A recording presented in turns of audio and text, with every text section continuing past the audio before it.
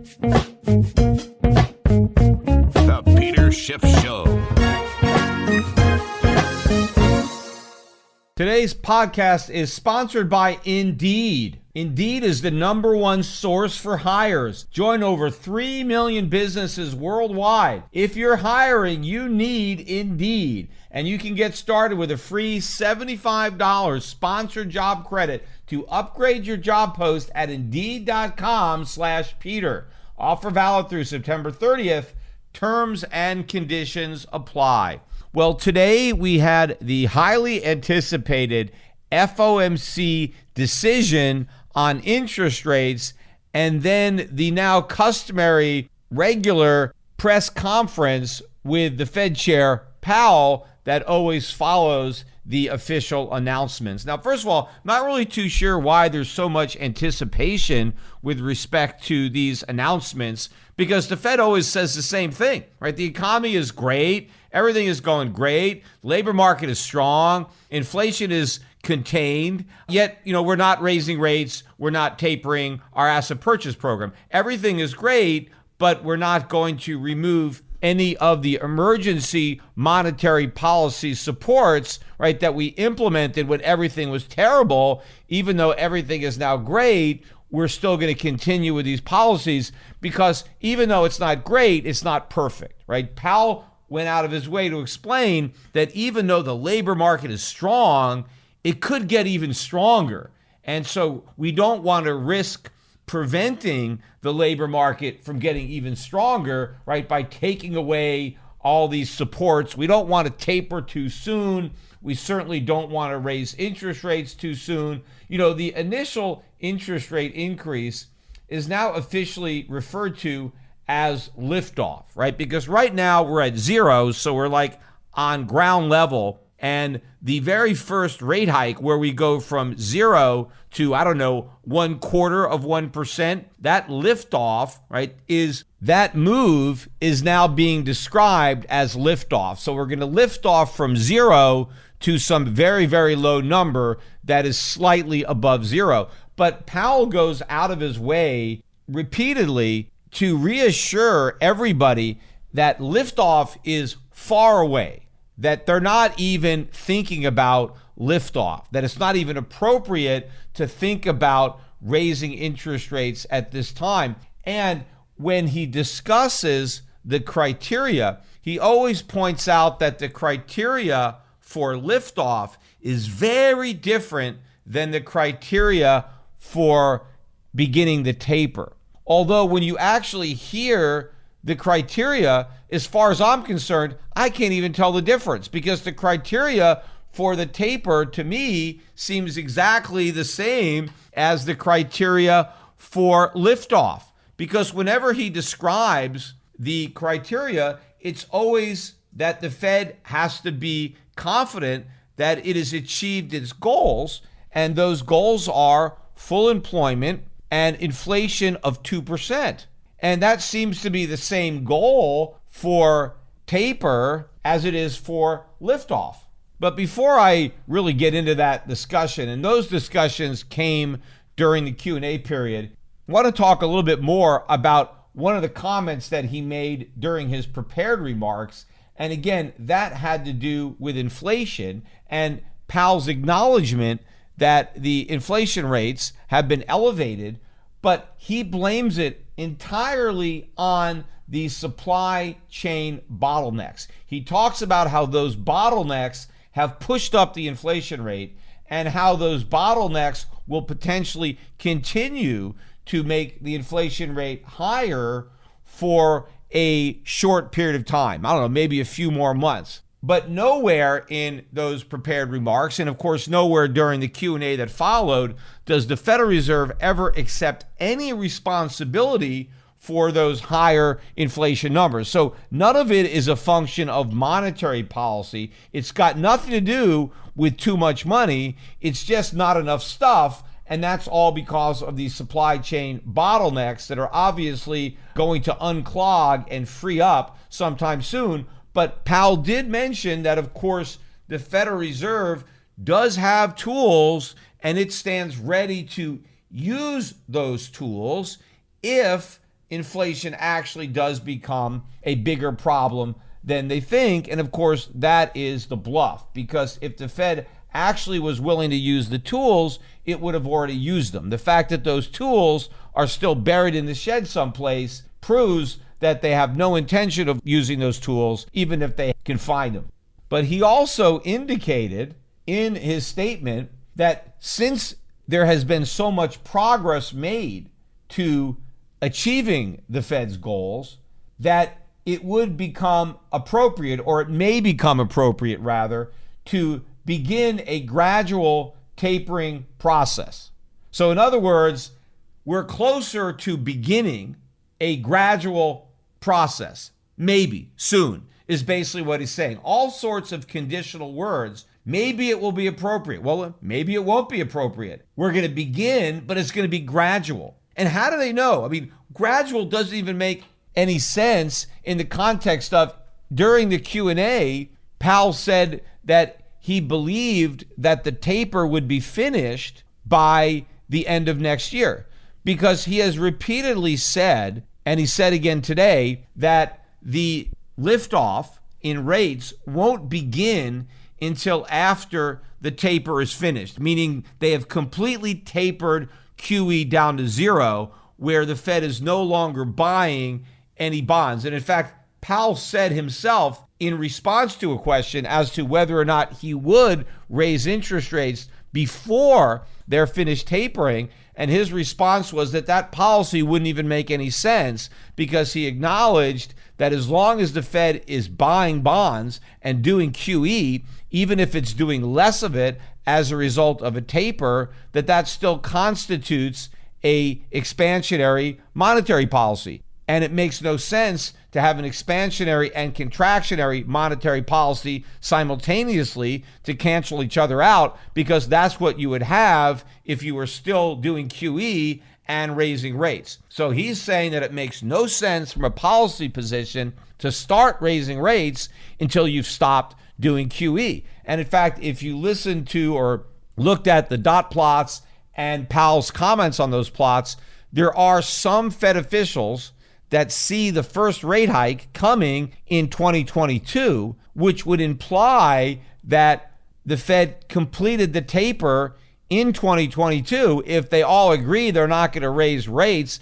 until the taper is completed, then how can anybody see the first rate hike in 2022 unless he also believes that the taper will have been completed and the Fed will no longer be doing QE some point in 2022, although most of the FOMC members don't actually see liftoff happening until 2023. But if you think about where we are now in 2021, we're already in September and the Fed is not tapering. And in fact, again, in response to questions about tapering and the timetable, Powell went out of his way again to claim that we haven't made the decision yet to taper, and we have no idea what the timetable is going to be, although he knows it's going to be gradual because he keeps saying that. But he was specifically asked, well, to define gradual, and he said, look, we don't know because we haven't even decided to taper yet, and so we don't even know what the pace is going to be, and it's already September. And what they're saying is they want to get more data. Powell said he wants to see the next jobs report, see how that is, and if the conditions are met for starting the taper, then the Fed will consider whether or not it should do it. And Powell actually said, if the conditions are met, we're going to look at the broader environment, see what's going on in the economy, probably the markets. He didn't actually say the market, he just said the broader environment, but clearly that's what they're thinking about.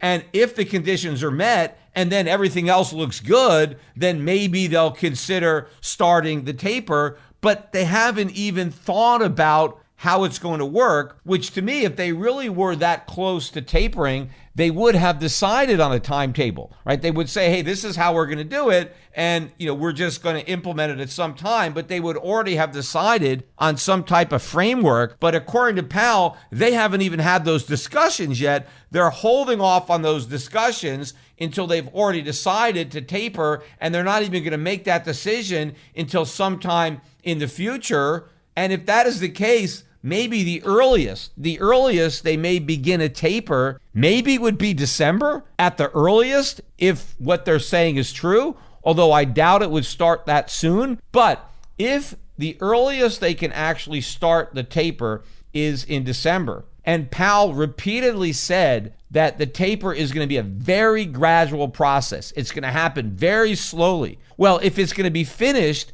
by the middle of 2022, then you're going to have to wrap the whole thing up in 6 months. Well, how is that slow? You're going from $120 billion a month, and you're going to taper that to zero in 6 months? That would not be slow. That would be pretty rapid, especially considering the pace of the last taper. So to me, this just proves that the whole thing is show. They're not thinking about tapering. They're not doing any tapering, because how could they say it's going to be a slow process, yet we're going to wrap the whole thing up in 6 months? That sounds like a pretty rapid process. And, on the criteria, because he was asked again to define what substantial further progress means. And of course, there are two components. There's the inflation component, and then there's the employment component. And Powell actually admitted that as far as the inflation component is concerned, they pretty much think they've accomplished that goal, right? They're saying that they've achieved their goal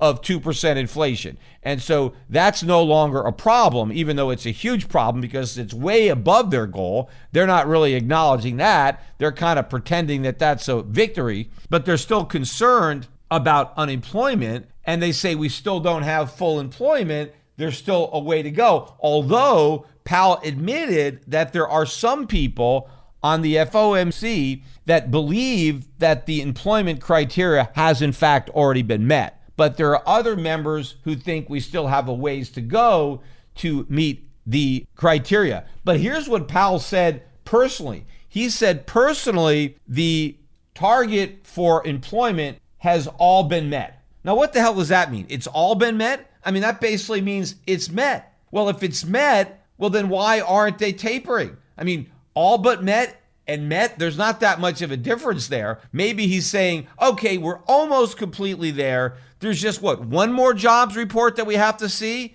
And then if that jobs report is okay, then it's met. I mean, to me, it's all a bunch of nonsense to say it's all but met and say somehow that's different than all met. So the reality to me seems to be that the Fed continues to bluff that it's got everything under control, that it's got inflation under control, that the employment situation is improving, and that they will eventually be able to end their asset purchase program, raise rates at some point in time, and everything is going to be fine. Now, there was one pretty insightful question that, of course, got a gobbledygook answer from Powell. Somebody actually asked Powell, what is the Fed going to do if inflation doesn't come back down the way you expect? If inflation stays high above target, but we don't get full employment, what are you going to do? Basically, what Powell would have to say to that, if he was going to be honest, is, well, then we're all screwed, right? I mean, that's when it all hits the fan. If that happens, we're done, right?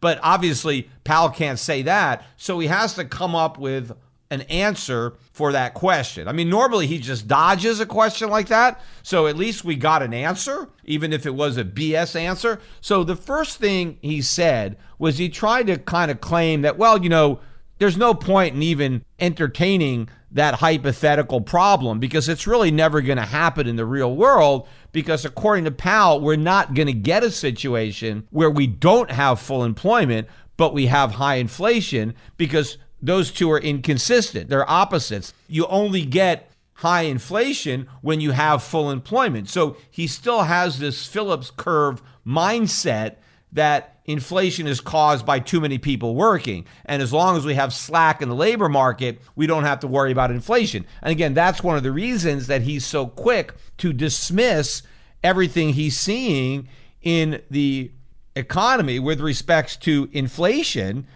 In fact, we got more inflation news yesterday. Federal Express announced I think 6%, something like that, price hikes effective January of next year. There were some other ones that were coming into effect this year, but I think the bigger ones were coming in next year. They reported their margins were under pressure because of rising costs, labor costs, fuel costs, all sorts of costs going up across the board. FedEx was down 9% today, new 52-week low on that news. The stock is down from a high of just under 320 to now 229. So a pretty big drop for FedEx. Their competitor, UPS, also announcing significant price increases. That stock only down about 2.3% on the day. But there is no indication that these price hikes that we saw from FedEx and UPS are not going to continue. I don't think this is the end of the price hikes. I think this is just the beginning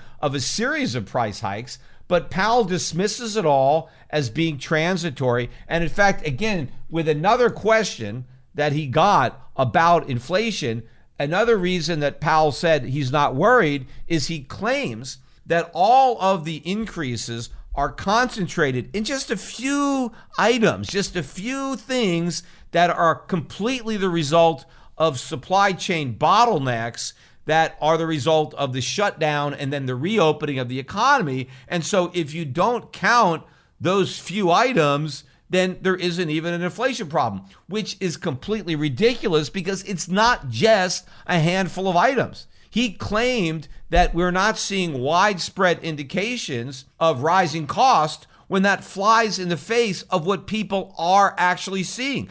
Businesses are actually reporting widespread, across the board, across all sector increases. It's not that it's just concentrated in certain areas. Now, I will agree, certain areas are experiencing much higher price increases than others. But even if you exclude those areas that have really big price increases, the rest of the economy is still experiencing price hikes well above the Fed's 2% target. So the idea that we're just concentrated in just a few sectors or a few prices that can be ignored, that's just another one of the Fed's lies. But getting back to the way Powell answered this question. So first, Powell said, well, it's impossible. We don't have to worry about having to deal with high inflation in a less than full employment environment because it's not going to happen. But he said that in the unlikely event that the Fed found itself with this dilemma, that what the Fed would then do is evaluate which of these problems was the more protracted or the more serious. Like, look at the inflation problem. Well, how bad is it? How high above target is it? How long is it likely to stay there? And kind of think about the potential risks to the economy that higher than inflation number represents, and then also do an analysis of the employment situation. Okay, the labor market is not full. What are the conditions there? How bad is that? How sustainable is that? How important is trying to get more jobs into the economy? How does that compare to the importance of bringing down the inflation rate? And he said after the Fed evaluates the problems, then it will decide which one it needs to cure. So in other words, if the Fed looks at the employment situation and thinks, we can't do anything to hurt employment, and if the Fed believes that fighting inflation is what hurts employment, and if it thinks unemployment is a bigger problem than inflation, then it will ignore the inflation and it will maintain the easy money policy until such time as full employment is achieved, which of course we know it's going to do, because when it comes to fighting inflation or unemployment, the Fed is always going to choose to fight unemployment because it's not going to sacrifice the jobs of average Americans on an altar of inflation, at least from the Fed's perspective, because that's how it looks at it. And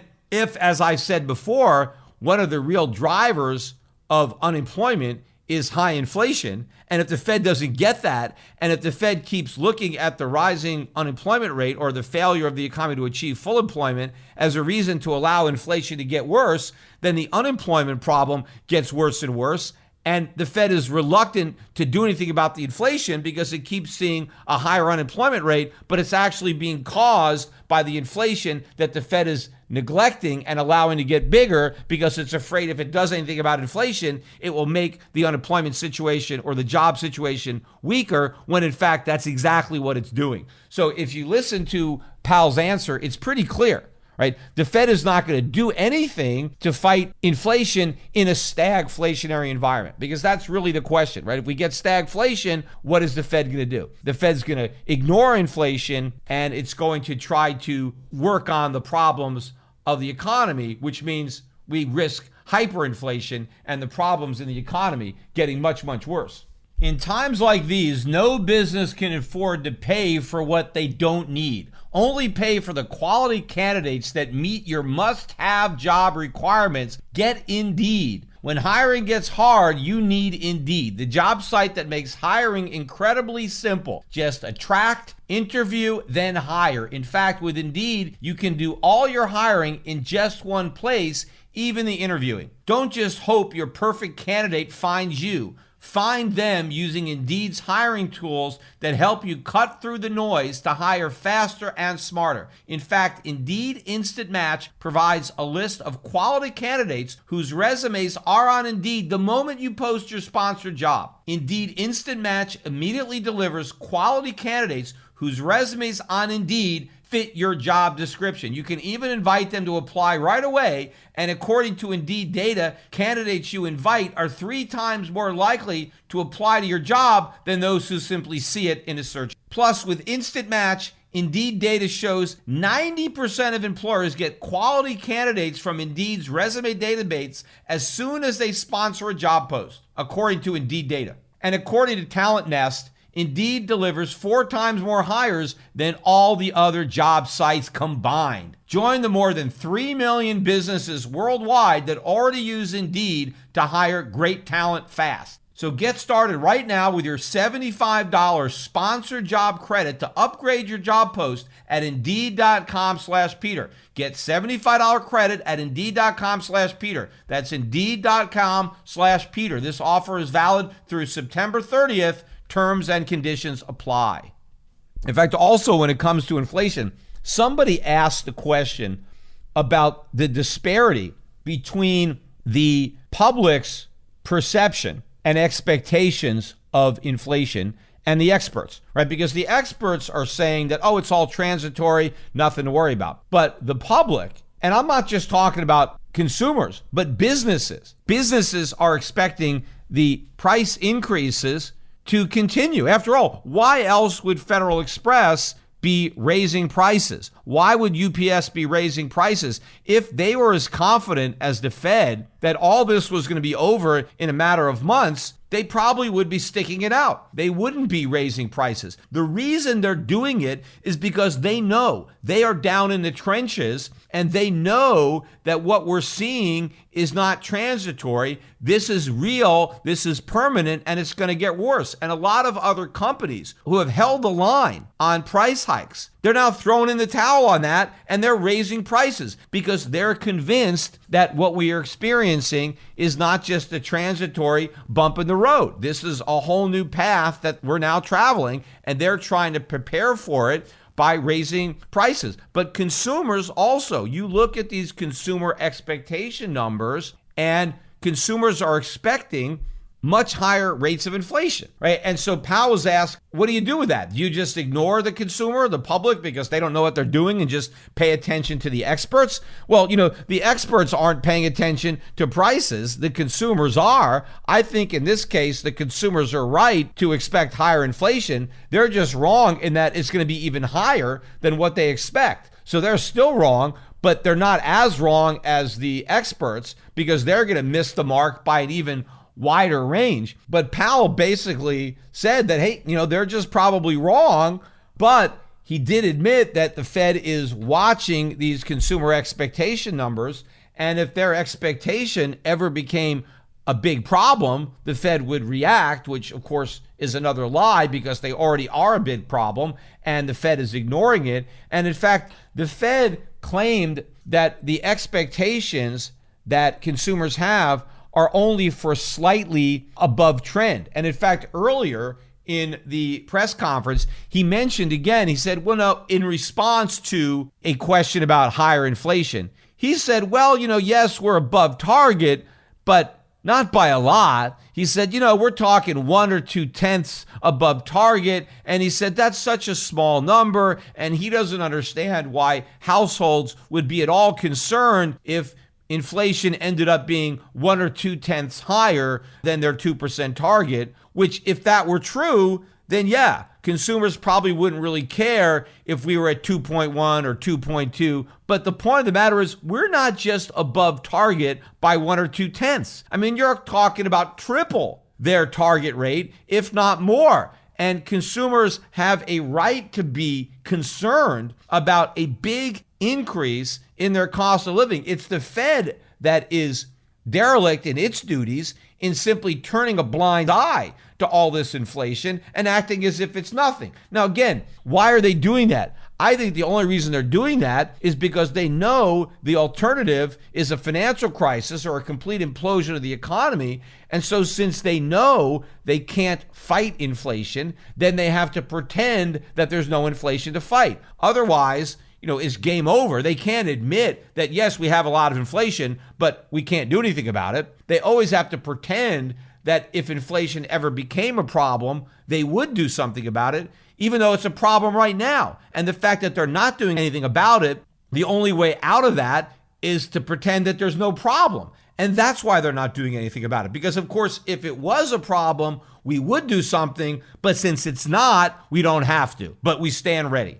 right? But at some point in time, somebody is going to have to say, the emperor has no clothes here, that, wait a minute, it's a huge problem. The problem keeps getting worse and worse and worse. And you're standing there saying it's not a problem. Again, it's like, you're the captain of a ship and the ship is sinking and you keep telling everybody everything is fine, go back to bed, the ship is fine. And you keep saying it over and over again. But every time you say it, the passengers see that you're deeper and deeper in water until finally you're trying to say that everything is fine, but nobody can understand you because your mouth is full of water, because you're up to your nose in water, and you're still trying to tell everybody there's nothing to worry about, but they can't hear you because all I can do is see the bubbles coming up because you're underwater. And that's basically what Powell is saying. He's standing on the bridge of this sinking ship, and the water level keeps rising higher and higher every time he tells us, oh no, nothing to worry about. But don't worry, if I ever see a problem in this ship, we're going to do something about it. I mean, we have all the tools on board. If it ever becomes unseaworthy, if there's ever a leak that springs in here, don't worry, we're going to fix it right away. Yet he lets it sink deeper and deeper underwater. At some point, you got to realize that this guy's just lying.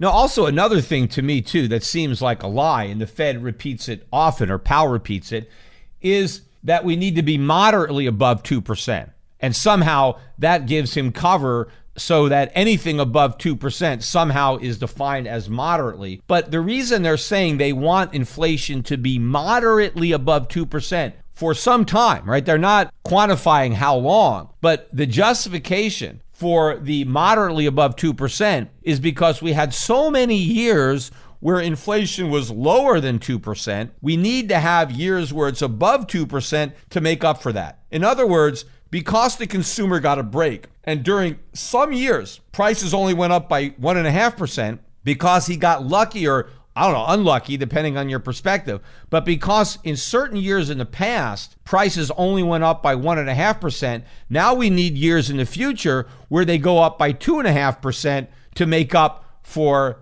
the lower inflation. Now, how many American consumers really feel that that's a good deal, that they somehow missed out on not having their cost of living go up enough, and the Fed is going to come to their rescue and say, hey, Mr. and Mrs. Jones, the Fed is here. I mean, we're fighting for you. And we know that a few years ago, your rent only went up by a certain amount, your utility bill went up by a certain amount, and that wasn't quite enough. And so what we're going to do now is make sure that you get an even bigger increase in your rent, that your utility bills or your food bills go up even more so that you catch up, because we don't want you to miss out on that 2% inflation. You got gypped off. You had a few years where inflation was only 1% or 2%, And, that's not fair. We want to make up for that loss, and we want to make sure you get that 2% inflation every year. And so now you might have to have 2.5 or 3% inflation for a few years, and that'll catch you up and you can feel good, right? What nonsense. And the other reason it's a bunch of nonsense is, what if we end up getting inflation that is so far above 2% and it persists there for several years? And what if then, if you look back over a 10-year period or 20-year period, and it turns out that the average rate of inflation is now 3 or 4%? If the Fed is still committed to making sure that the average over time is 2%, well, how do you get the average back to 2% if your average is well above 2%? Well, there's only one way to do that, and that's to target inflation below 2%, right? So let's say you've averaged 3% inflation for the past 10 years. Well, in order to get a 20-year 2% average, you would have to have 1% inflation for 10 years. Well, is the Fed really going to target 1% inflation? Of course not. The initial justification for the 2% target was that the Fed said 1% was dangerous, that we didn't want to have inflation as low as 1%, because if it was that low, it might go to zero. It may go negative, and we can never have that. Like, we can never let the cost of living go down, because that would be disaster, right? If somebody's cost of living fell, if it was cheaper to buy food or send your kids to school or pay your electric bills, if all those costs went down, that would just destroy the economy. So we need to make sure they go up, and it's so important that they go up. We want to shoot for 2% just to have a buffer zone between the inflation and deflation, because we don't want to cross that line into the economic hell of deflation. So we want to have a little insurance against deflation, and that's why we want 2%. But if you are going to let inflation run well above 2%, and you're committed to keeping the average 2%, that means you have to also be willing to target a rate much lower than 2% to bring the average back down, which is something we know the Fed will never do. So this whole myth about a 2% average is all BS. The Fed is just saying that to justify higher inflation than 2%, but we're going to always have inflation above 2%. We're probably never going to get an inflation rate as low as 2% again, let alone something below that. Now, another question he got had to do with an inclusive monetary policy. And this had to do with one, I guess, that benefited all races and all genders, because somebody said that if you look at the Fed's so-called goal of what full employment is, when the economy reaches full employment, the unemployment rate for African Americans would actually be 6.1%, which is still pretty high. And so the question was, would it be appropriate for the Fed to actually tighten policy when you still have 6.1% unemployment in that subset of the economy? That even though the overall economy was at full employment, if the African American economy was not at full employment, would it be fair to that community to start raising rates even though that community hasn't reached full employment? Which, of course, is a ridiculous question to ask, because the Fed can't micromanage the economy to that degree. And if the overall economy is already at full employment, it can't just keep the monetary spigots on, even under the Keynesian nonsense, to try to drive the African American unemployment rate down to, let's say, 4.5%, because what would happen to the rest of the economy, right? In their vernacular, it would overheat. So you can't do that. But at least to his credit, Powell admitted that, look, we can't do anything about that. That if you want the gap between white and black unemployment narrowed, don't look to the Fed. You need to look towards the government, fiscal policy, monetary policy. Of course, there are things that can be done. Powell would never actually mention things because nobody wants to implement those things, like getting rid of the minimum wage law and a lot of other things that nobody wants to talk about, but that are the real problem that are confronting this disparity between African Americans and whites in this country. But it was a ridiculous question to be asked, number one, and at least Powell admitted that the Fed couldn't do anything about it, as if just printing more money and keeping rates low is somehow going to benefit African Americans. The African American community disproportionately suffers from higher inflation. And so if they're just going to keep on printing money because you have a lot of African Americans unemployed, well, you're just going to make their lives even worse because you're just going to make their cost of living rise even faster. So now not only are they unemployed, but they've got to deal with inflation and unemployment simultaneously, which is worse than if they were just unemployed, but at least the cost of living wasn't rising that much. But if you're unemployed and your cost of living is rising even faster, well, you got the worst of both worlds. Powell was also asked about raising the debt ceiling and whether or not the government should default or all that. And of course, Powell gave the standard answer. I'm totally in favor of the government increasing the debt ceiling. And, we need to raise the debt ceiling because the government always pays its bills and we have to make sure the government pays its bills. And again, I mentioned this on my last podcast, but if we paid our bills, we wouldn't have any debt, right? The debt is a function of the fact that we don't pay our bills, and that's why we have all this debt. So what Powell really meant to say is we need to raise the debt ceiling so we can continue to not pay our bills and let the debt rack up. Remember, if you pay a bill with a credit card, you haven't really paid your bills because you still owe the credit card company. So if you go and you buy something for $1,000 at a merchant, and then they send you the bill, and then you take out your credit card and you pay the merchant, you haven't really paid your bills. You've just substituted one bill for another. Yes, you've paid off the merchant, but now you owe the credit card company the $1,000. And now the credit card company starts charging you interest, so you owe more and more. You don't pay your bills until you pay off what you owe the credit card company. Then you pay your bills, right? You've paid for the product that you bought, and then you paid off the credit card company who loaned you the money. Now you've paid your bills, right? You don't have any more debt. The U.S. government never does that. Yes, it pays certain bills, but its debts always go up.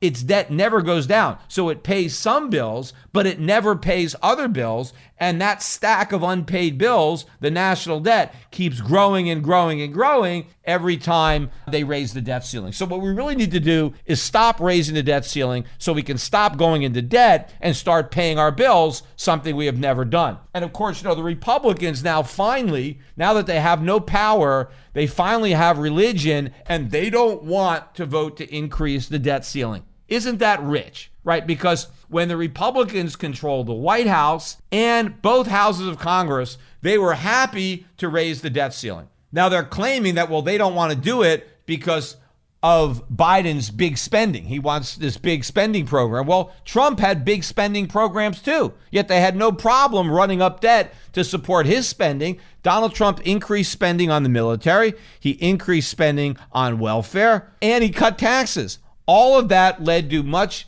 larger deficits, and the Republicans had absolutely no problem signing on to debt ceiling increases. They wait until they have absolutely no political power to where it's all just theater, and then all of a sudden, we don't want to vote to raise the debt ceiling. These guys are all a bunch of hypocrites. If you voted to raise it under Trump, then vote to raise it under Biden. If you refused to raise it when Trump was president, then refuse to raise it now. Because there is no difference between raising it now and raising it then. In fact, if anything, it's worse to raise it now because we have even more debt. We have an even bigger problem. But the Republicans just want to play politics with the debt ceiling. That's all they care about. They don't actually want to do anything about the debt. They just want to use the ceiling as a political weapon. Powell was also asked to comment on the Evergrande situation and whether he was concerned about how that might impact the U.S. economy, if he was worried about the degree of leverage in corporate America. And basically, he dismissed all of those concerns. He's not worried about Evergrande. It's not going to represent a threat to the U.S. economy. And by the way, he's not even worried about excess corporate leverage because he doesn't even think it exists, which, of course, it does because of the Fed. Everybody is over-levered. It's not just corporations, it's households, it's governments, every sector and every government sector, from the federal government on down to the states and the municipalities.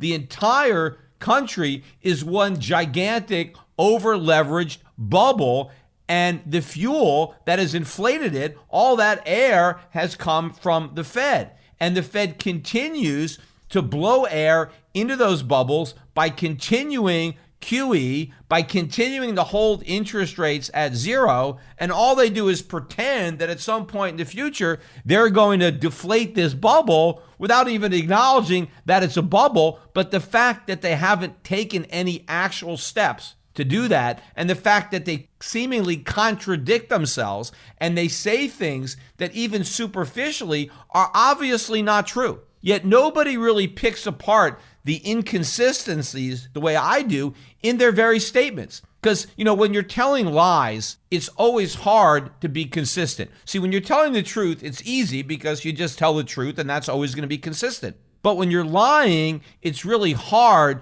to always get all your lies consistent. That's why, the police are able to bust people when they're lying, and there are ways of questioning a witness and knowing when somebody is telling the truth and when they're lying. It is very easy to tell the truth because if you tell the truth all the time, then it makes sense.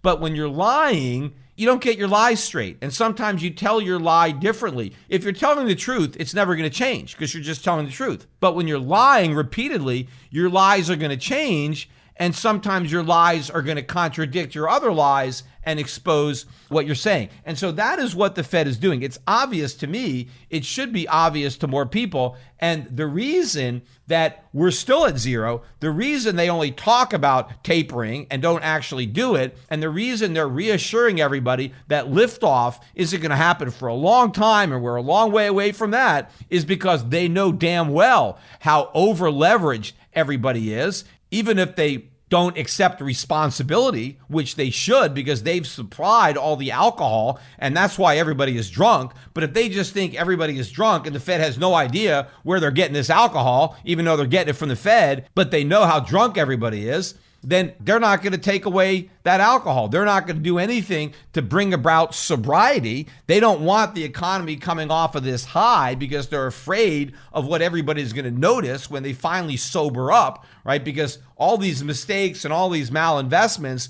you don't actually realize what you've done until you sober up and you're thinking straight. While you're still at the party, high as a kite, you don't know how ridiculous you look with that lampshade on your head and your pants around your ankles. But, the next morning, either you remember it or somebody shows you a photograph and then you realize all the stupid things that you've done. Well, we're still drunk at that party doing a bunch of stupid things. The Fed can see that. It doesn't want it to end. So it has to make up one excuse after another why it's not doing anything. But at some point, the markets are going to tire of this game. They're going to be tired of a boy crying wolf over and over and over again, and a wolf never actually showing up. At some point, the markets are going to figure this out, understand the Fed's predicament, and then it's going to hit the fan. That's when you see the gold market explode. That's when you see the dollar market implode. But you can't wait. As I've said repeatedly on this podcast, you can't wait for that to happen to act. You need to be positioned before everyone wakes up, or not even everyone, just a significant percentage of those who are asleep right now wake up. That's all it takes. Not everybody, just a large enough minority to figure it out, and that's all it's going to take. So before that happens, you load up, you use these selling opportunities, and we had some selling opportunities earlier in the week. We had a big drop on Monday, a lot of these Evergrande concerns over the weekend, weakness in the Asian markets. So we had a big sell-off in the Dow on Monday, recovered into the close. We've made up most of the losses Tuesday and Wednesday. Gold stocks still under some pressure. Gold hanging tight. Gold actually up on the week, even though it was down a bit today following the Fed speak. But overall, gold held up. Even if gold stocks went down with the market, gold itself held up. And in fact, I thought it was interesting on Monday when everything was getting killed. I forget where the Dow was on the lows, down maybe 900-ish. It was never down 1,000. But even though the dollar was up against a lot of the currencies, like the Aussie dollar or the Canadian dollar, the dollar was down against the Japanese yen. The dollar was down against the Swiss franc. And the dollar was down against gold because gold was up about $10 on Monday. And, I heard people, so-called experts, commenting on the fact that the dollar was strong. And they said, you see, this proves that the dollar is still the safe haven because everybody bought the dollar who was worried about the big sell-off on Monday, except that's not true. because the dollar went down against the Swiss franc and the yen. So doesn't that mean that more people were buying Swiss francs and yen instead of the dollar? And also gold went up against the dollar. So that means people were buying gold and not the dollar. So I think the action in the foreign exchange market and in the gold market doesn't actually prove that the dollar is retaining its safe haven status.